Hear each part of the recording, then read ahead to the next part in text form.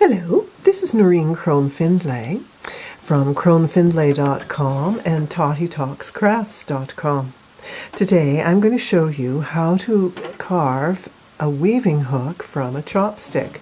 Now, I use the weaving hooks that I make from chopsticks on all kinds of looms, on my potholder looms, on my many of my small looms like Little Weavers and Mollywappie and Vasilisa looms, and also on my tri-looms as well. Now, the thing I really like about the hooks carved from chopsticks is that, you see, they have a very narrow profile because of the shape of the chopstick. Don't use a round chopstick. Use one that is sort of flat, like that. And the other thing that's great is that because a chopstick is longer than a crochet hook, you have a further reach with the chopstick through the weaving than using a crochet hook. Afghan hooks are good, but again, they're quite round, and so the profile on the hand-carved hooks is better.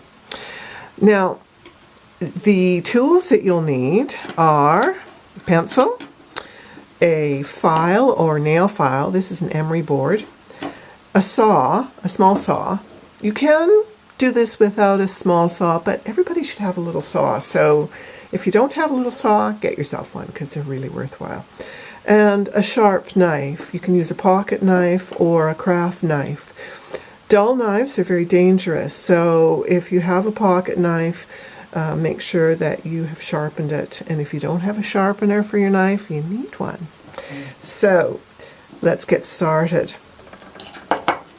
I have taken the chopstick. Now, usually they come together as a pair, and you'll have to carefully separate them.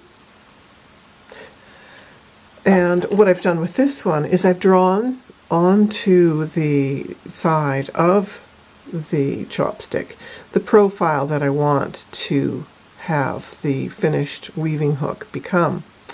I'm going to draw now a line across on this face of it.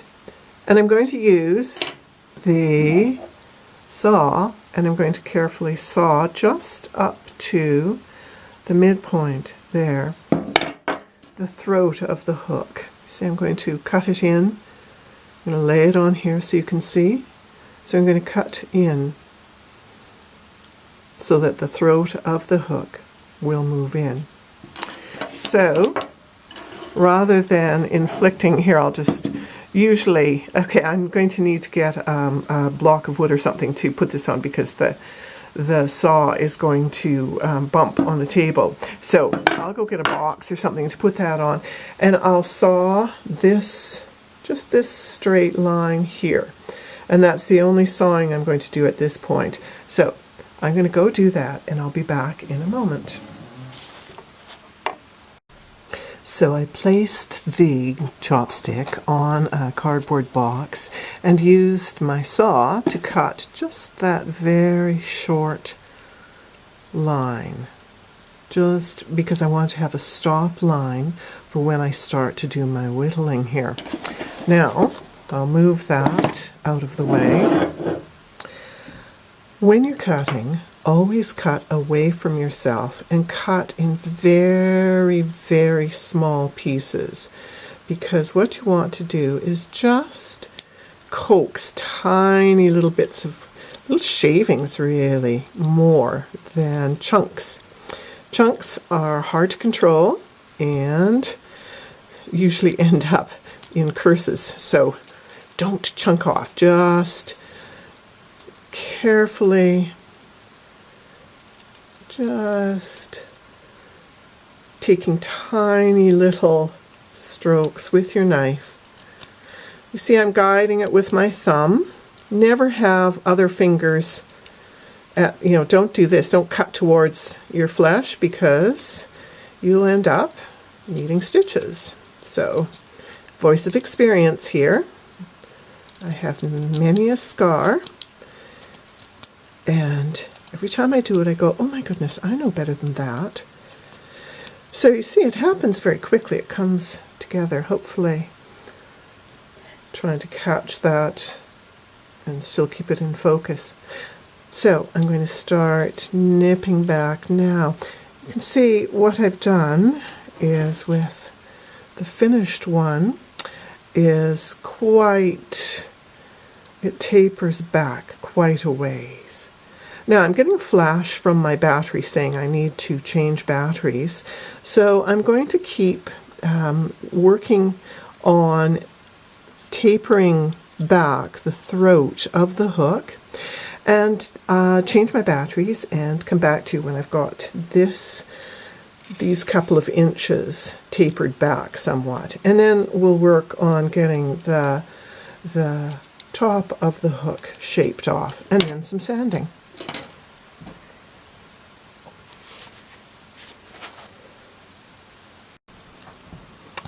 While I was waiting for the battery to charge, which felt like it took forever, I have been working away on smoothing the throat of the carving hook. And if you do just all featherweight touches, just barely there, you'll hardly need to do any sanding at all, just the teeniest bit afterwards. Now, because of course this part of the chopstick at the top here is square and flat, I have started to take those corners off, just again a feather touch to just gently ease those corners off.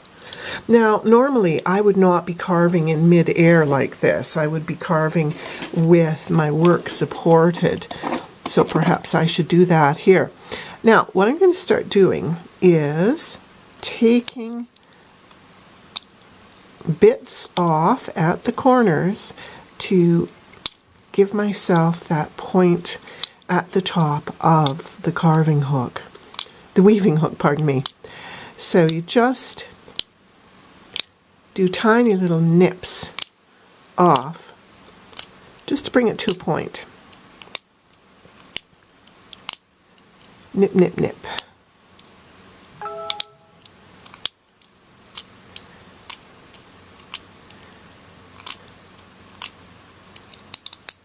And I'm also going to now take the profile of it down in this direction and this way as well, so that this comes to a curve here at the top. You can see the difference in the profile.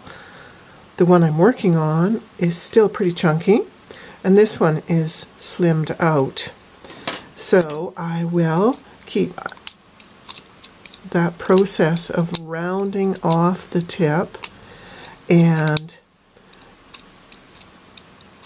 just little feather touches, just tiny bits at a time.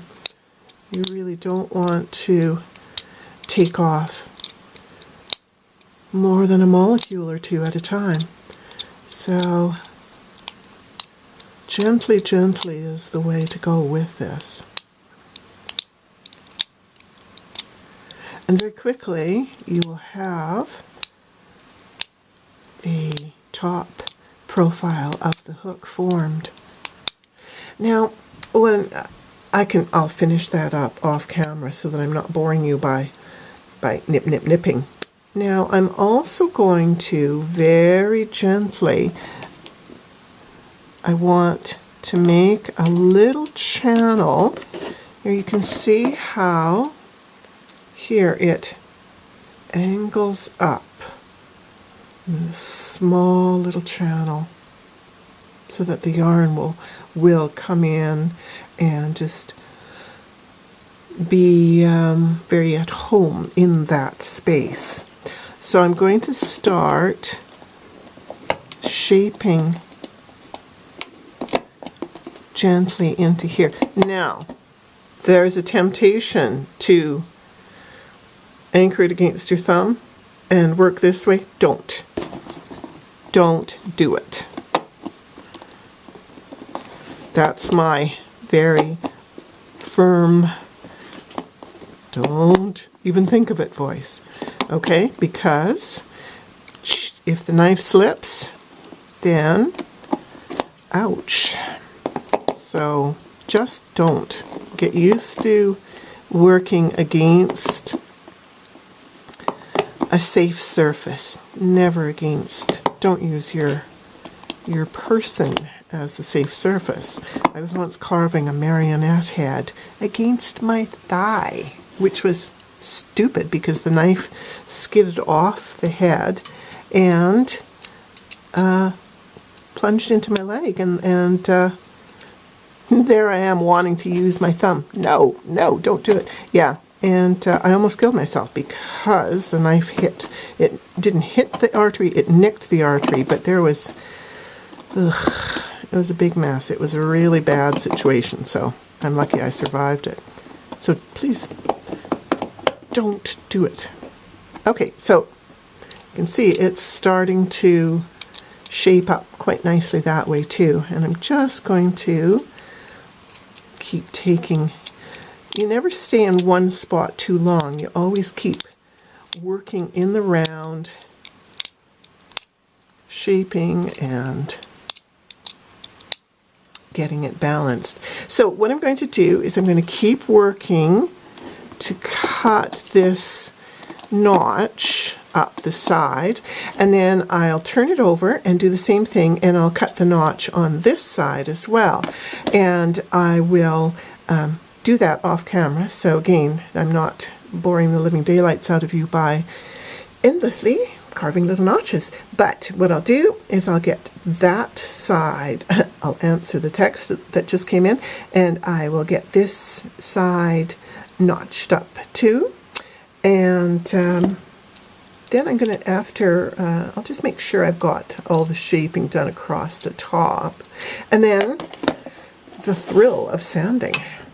So I'll be back when that's done.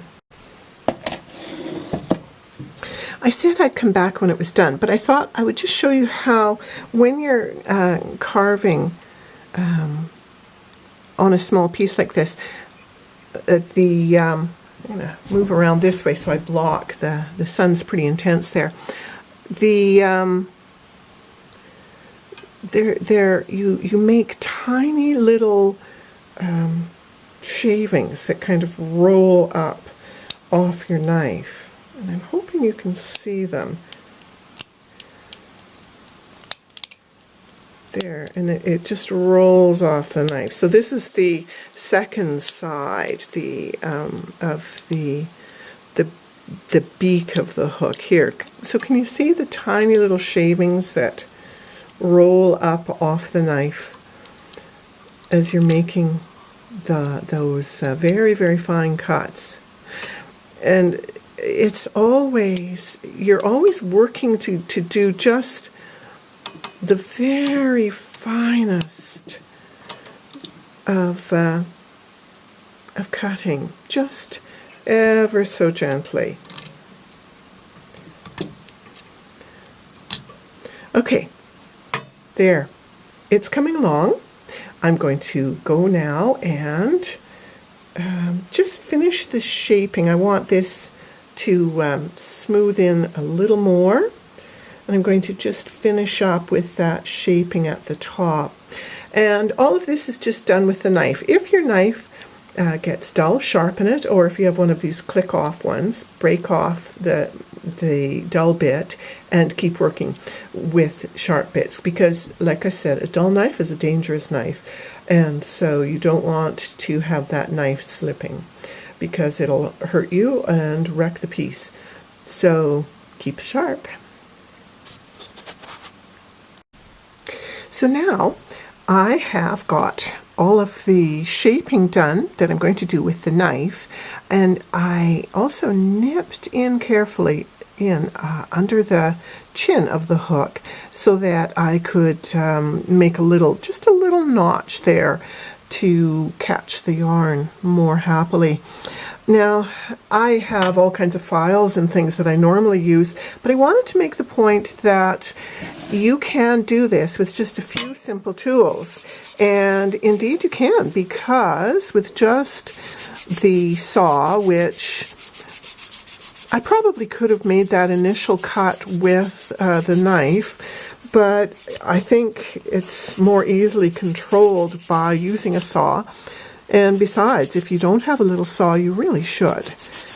Everybody should have a little saw and a hammer. And to be perfectly honest, oh yeah, and you have to have screwdrivers too. And you know, having a few files and things is very handy too. Now, sometimes I'll just hold the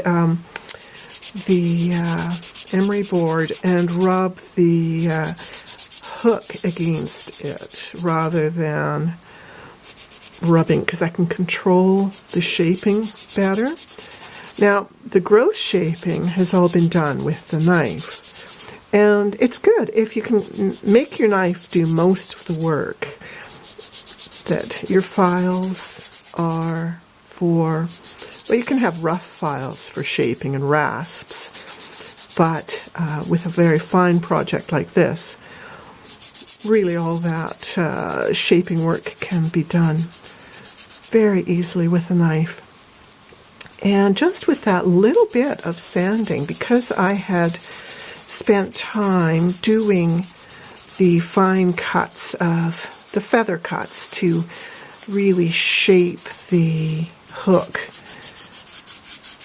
quite almost completely. The sanding really is just that final finesse. And we're getting pretty close to this little darling being done. Woohoo! Lovely. That's very nice. Yes, that'll be a pleasure to weave with. So, there you go. If you eat out and have chopsticks, don't let them throw them away. Bring them home. Or what I have done is I have bought packages of, gosh, it was about 100 chopsticks for really not very much. And because I use them all the time. I use them as shed sticks as well in all my weaving. So, not all my weaving, but a lot of my weaving I do. So, I am very pleased with that. So what we have here is a very fine, nice and smooth now, yay, a weaving hook, carved, just with a craft knife, and an emery board. And this is one of the most handy tools for any kind of, well, all kinds of weaving. And I'm just working on some new instructions for some wonderful new looms that I have designed. And my friends at Dewberry Ridge Looms, Donna and Gary, are producing. And so I thought, oh my gosh, I'm writing the instructions for these new looms. And I talk about using a weaving hook, and I thought, I really do need to share with my weaving friends how they can make a weaving hook for themselves. So happy weaving, and wishing you joy in all that you do. Blessings. See you again soon.